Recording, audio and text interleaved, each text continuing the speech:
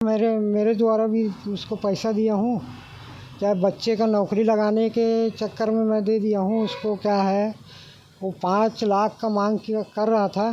कौन है? देवेंद्र गोरले नाम है उसका। मेरे पास वो देवेंद्र गोरले जो है वो आया था कि अपन नौकरी लगा रहे हैं करके, तो मेरे से बोले कि 5 लाख रुपया इस पद का है, कंप्यूटर ऑपरेटर का है करके। जय राम जय जवाहर साथियों। क्या बोलती पब्लिक, बोले तो तकलीफ और ना बोले तो भी तकलीफ। बड़ी मुश्किलों से मिडिल क्लास और लोअर मिडिल क्लास का व्यक्ति अपने और अपने बच्चों के भविष्य के लिए 2 पैसे जोड़ता है, लेकिन उस व्यक्ति की मनोदशा की कोई कल्पना भी नहीं कर सकता जब उन जमा पैसों पर उसका अपना चिर परिचित व्यक्ति ही नीयत खराब कर ले। गरीब और मध्यम वर्गीय परिवार जो अक्सर थाना कोर्ट कचहरी जैसी उलझनों से दूर रहना चाहता है, आखिर वो न्याय के लिए कहाँ जाए, किसे बोले कि भैया बरसों की मेहनत से मेरी जमा पूंजी जो नौकरी लगाने का विश्वास दिलाकर ठगी गई उसे कोई वापस दिला दे। मामला धर्मनगरी में तथाकथित पत्रकार देवेंद्र गोरले से जुड़ा बताया जा रहा है, जिस पर आरोप है कि उसने कांग्रेस बीजेपी के नेताओं की सांठगांठ से नौकरी लगाने के नाम पर क्षेत्र के 50 से भी अधिक भोले भाले लोगों से ठगी किया है।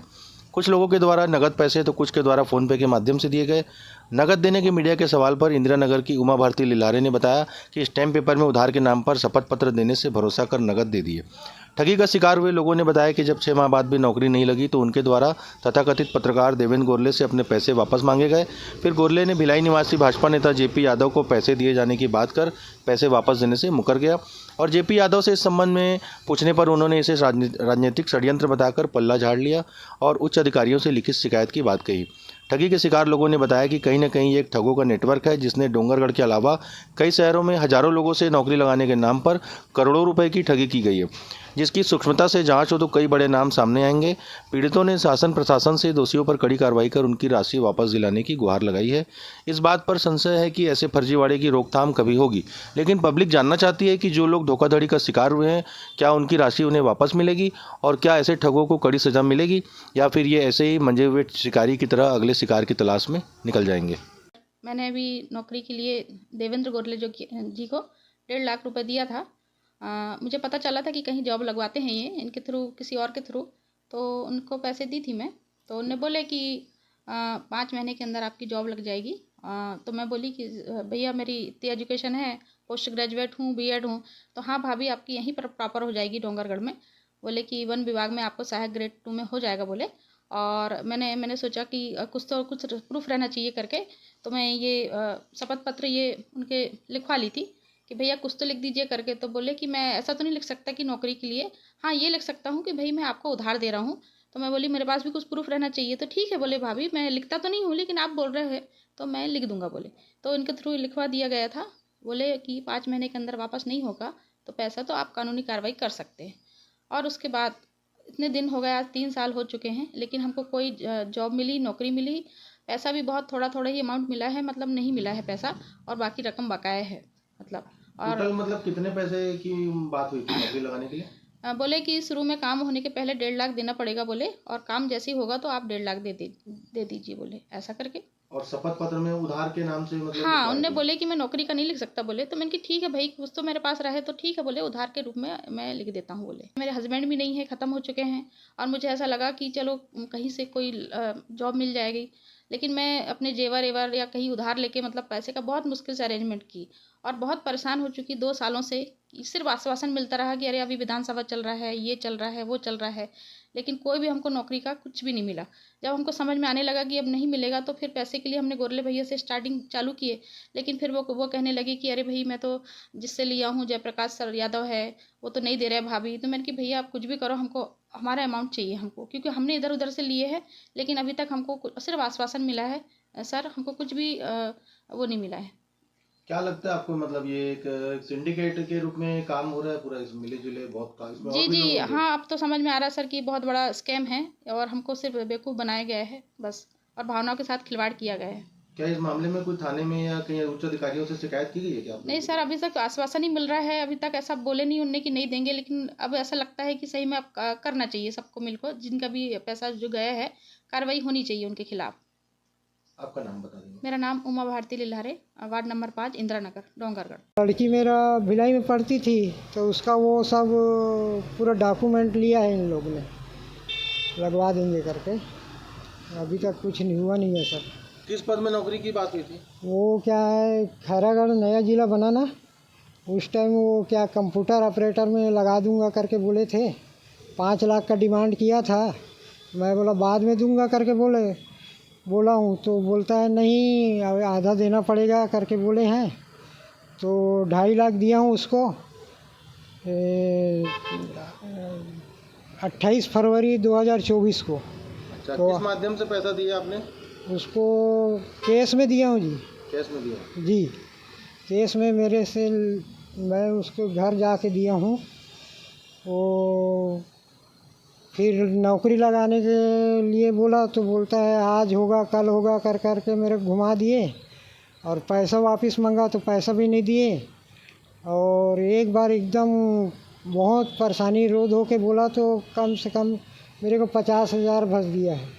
50,000 रुपये मतलब नगद दिया, कैसे दिया? नहीं, वो फ़ोन पे में डाला है मेरे को। अच्छा, और बाकी पैसा के लिए क्या बोलता है? बाकी पैसा के लिए तो आज दूंगा कल दूंगा, सर से बात कर रहा हूँ, ऐसा है वैसा है करके घुमाई रहा है जी। थाने में जाऊंगा करके बोला मैं उसको, तो बोलता है मेरे साथ जाना करके बोला। तो मैं बोला आप पैसा दिए, आपको मैं पैसा दिया हूँ तो आप जाओ ना भाई, मैं खुद स्वयं करूँगा करके बोला था उसको। तो अभी रुक जा करके बोले हैं। अभी तक तो कोई जवाब ही नहीं दे रहा है, ना फ़ोन उठा रहा है ना कुछ कर रहा है। तो उसके द्वारा कुछ नहीं बताया गया कि किसके माध्यम से नौकरी लगवाने वाला है? वो क्या है, कोसा नाला में जयप्रकाश यादव है, ये उसके कहाँ पर पड़ता है? कोसा नाला भिलाई। तो कोसा नाला भिलाई? जी, उसके घर गया था तो उससे मिले हैं, तो वो भी वही आश्वासन दिया है, अभी तक तो कुछ किया नहीं है। अच्छा, नौकरी वही लगवाने वाले थे आप लोग? हाँ, वही लगवाने वाले थे। अच्छा, तो पैसा वापसी के लिए उनके पास लेके गया था आप? हाँ, पैसा वापसी के लिए। कितने लोग गए थे आप लोग? बहुत जने गए थे सर, 20-25 लोग गए थे। अच्छा, सिर्फ आश्वासन मिला, पैसा नहीं मिला? पैसा नहीं मिला सर। आपका नाम बता देंगे भैया, कहाँ रहते हैं? मेरा नाम वसंत राम साहू है, मैं पनिया जॉब का रहने वाला हूँ। मेरे पास वो देवेंद्र गोरले जो है वो आया था कि अपन नौकरी लगा रहे हैं करके। तो मेरे से बोले कि 5 लाख रुपया इस पद का है, कंप्यूटर ऑपरेटर कह करके। मेरे मामा के लड़के के लिए था, तो मेरे पास आया, तो मामा के लड़के से बात किया। तो उसके बाद वो 2 लाख रुपया अभी देना है एडवांस करके। 2 लाख रुपये उसको दिया, उसके घर जाके दिया 2 लाख रुपया, और बाकी काम होने का। हाँ, देवेंद्र गोरले को। फिर उसके बाद 5 लाख है तो 3 लाख काम होने के बाद देना है करके। तो क्या ऐसे और भी लोगों के कुछ जानकारी है क्या, किन किन लोगों का या कितने लोगों का? हाँ, यहाँ तो लगभग 40-50 लोगों का आ रहा है कि पैसा उसको दिए हैं करके। और सबसे बात हुआ है तो बोल रहे हैं कि हम लोग पैसा दिए हैं करके सब।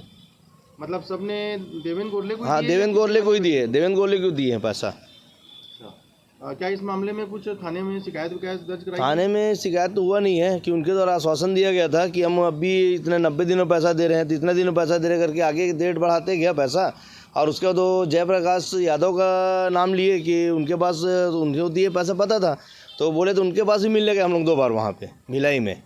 तो वो भी आश्वासन दिए कि मैं पैसा डाल रहा हूँ करके। पैसा से अगर घुमाते हुए इतना दिन हो गया, अब हम लोग का तैयारी है कि हम लोग सब मिलकर रिपोर्ट करेंगे थाना में करके।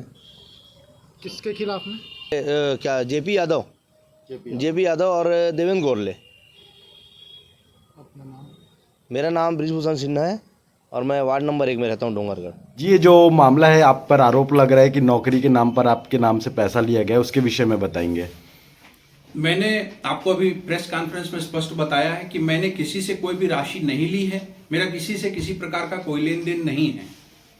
यह झूठा और भ्रामक मनगढ़ंत आरोप है। मेरी राजनीतिक और सामाजिक प्रतिष्ठा को धूमिल करने की नीयत से मेरे राजनीतिक प्रतिद्वंदी द्वारा ये एक रचा गया षड्यंत्र है।